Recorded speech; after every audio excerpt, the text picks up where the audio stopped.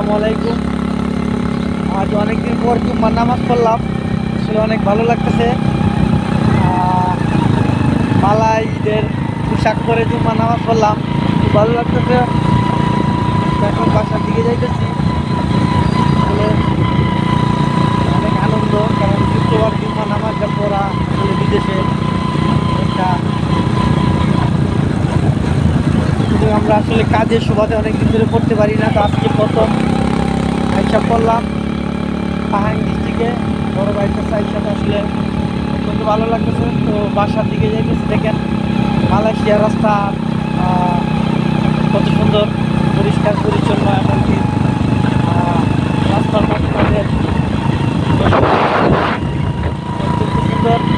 দেখলে আসলে মনে হয় যে এটা আসলে প্রকৃত উন্নত কান্ট্রি বা উন্নত দেশ।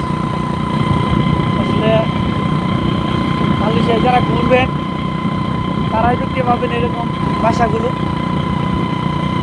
তো আমার কাছে অনেক ভালো লাগে, প্রায় সময় ঘুরতে আসি এবং মালয়দের বাসাগুলো দেখতে অত্যন্ত ভালো লাগে।